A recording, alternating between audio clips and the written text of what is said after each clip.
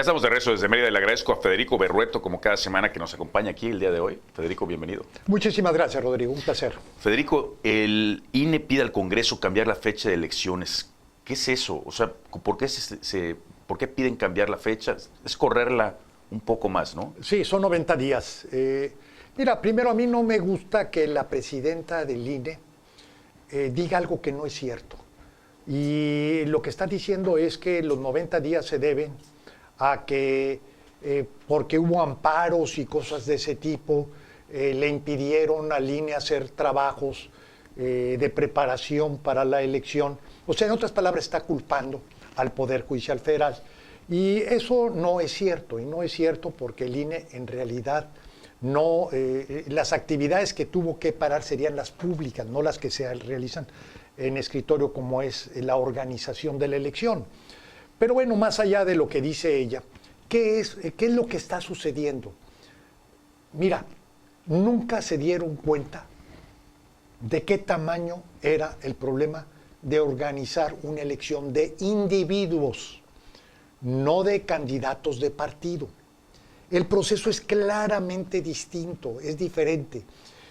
Y es diferente por una razón, que tú como votante necesitas tener la información de cuáles son las opciones. Es lo propio de cualquier proceso.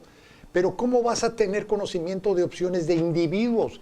Cuando tienes candidatos de partidos, la relación con el partido te da ya un sentido, aunque no conozcas al candidato, pero el partido te sirve de referente. Por eso en todas las democracias del mundo se eligen a través de partidos, no a través de individuos. Es un proceso muy, muy complejo para poder organizar, porque además son muchísimos los nombres. La manera como se diseñó esa reforma está mal. El INE debió haber dicho desde el principio, antes de que aprobara el constituyente permanente, como se suele decirse, la reforma, debió decir, señores, necesitamos hacer ajustes. Bueno, ¿por qué es lo importante de esto, Rodrigo? Que esto abre una oportunidad a los estados. Porque así como está muy complicado el INE para organizar esa elección, y los 90 días es lo de menos, va a ser una elección muy, muy complicada. Desde ahora te digo, la manera de reducir costos o de disminuir la complejidad de la elección es tener centros de votación. Que en vez de que tú tengas las 170,000 casillas, vas a tener 50, 60,000 casillas, y eso te reduce costos, pero también te reduce la participación electoral. Entonces, desde ahora el INE tiene que decir, la elección vale con un 15, 20%, como sucedió en la revocación de mandato, en términos de que el proceso es, claro, es muy cuestionable que tengas una participación bajísima, pero es inevitable.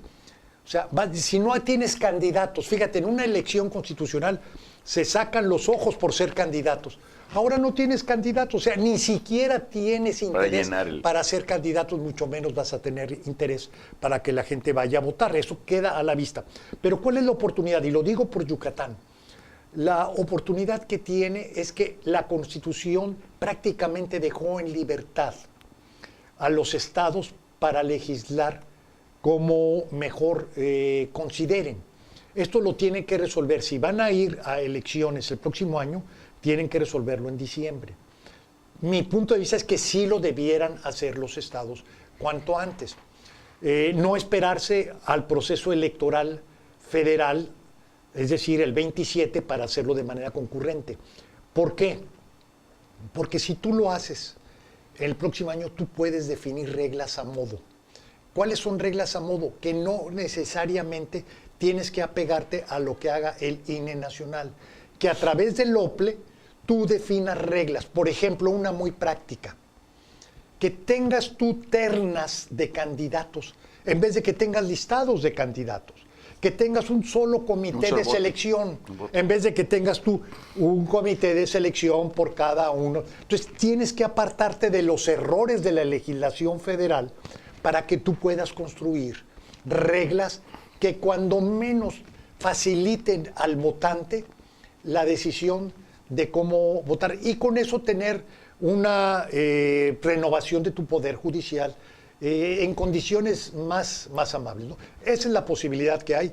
Yo creo que hasta ahora se están dando cuenta del problemón en el que se metieron por optar por una modalidad de elección. Oye, Federico, en este caso, estamos hablando del Congreso de la Unión, antes de entrar a Yucatán, pero el Congreso de la Unión tendría que decidir si sí o no le da el permiso. Bueno, es que tiene que cambiar. Si no, es que tienen que cambiar la Constitución, porque en la Constitución está la fecha. Entonces tendrían que cambiar, es un transitorio, tendrían que hacer una nueva reforma constitucional. Pero mira, ya entrados en gastos, ¿verdad? Mi impresión es que si quieren hacer algo razonablemente... Tiene que darle la razón al INE. Tienen que darle más espacio al INE y tienen que darle más recursos. A lo mejor no hay ni tiempo ni dinero y dicen, ¿saben qué? Vayámonos como podamos y ya que el INE se arregle. Oye, pero además eso está en la puerta de la ley del presupuesto ahorita. Sí, que lo agarras al Congreso demasiado movido, porque ya estamos a punto de terminar el año. Así es, mira, el problema es que cuando tú tomas decisiones sin tomar en cuenta cuáles son las implicaciones de lo que tú estás aprobando. La solución la tiene el INE y te voy a decir que además creo que es altamente probable que por ahí se vaya. Centros de votación en lugar de establecer las cientos y tantas mil casillas. Entonces, y eso no resuelve el problema porque la manera como está la ley, te digo, lo vuelve muy complejo para que los votantes van a tener que escribir el nombre de la opción del juzgador a escoger. Y van a hacer un libro de nombres. Imagínate nada más ese proceso, el tiempo que le va a tomar a los que vayan a votar. Claro. Entonces, va a ser inmanejable esa elección. Y desde ahora te digo que uno de los problemas más graves va a ser la baja participación. ¿Y el presupuesto, Federico? Mira, el presupuesto parte de premisas muy discutibles. Y esto es explicable.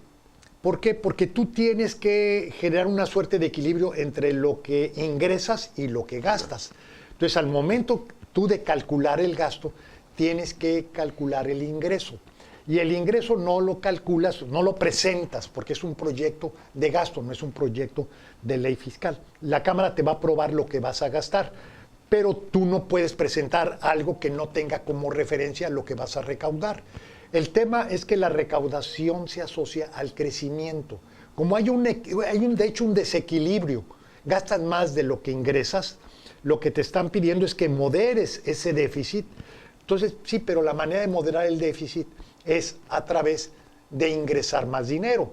¿Cuáles son los ingresos? Los ingresos derivados del petróleo y los ingresos derivados de recaudación. Y estos están asociados al crecimiento. Entonces, el crecimiento que estás programando es del 3%, cuando el pronóstico de crecimiento es del 1%. Y desde mi punto de vista, Rodrigo, es más que optimista, yo diría que es incierto.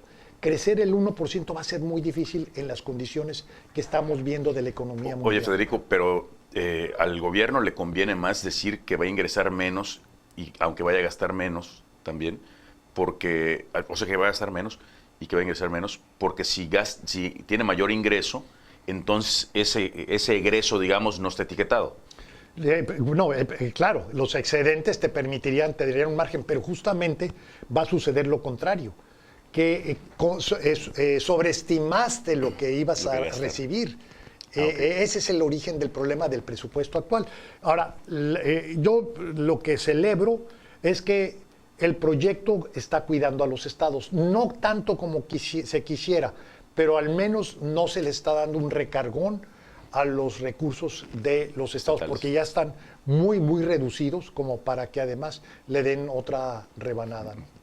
Muchísimas gracias. Nos vamos a un corte y regresamos aquí con Federico Berrueto.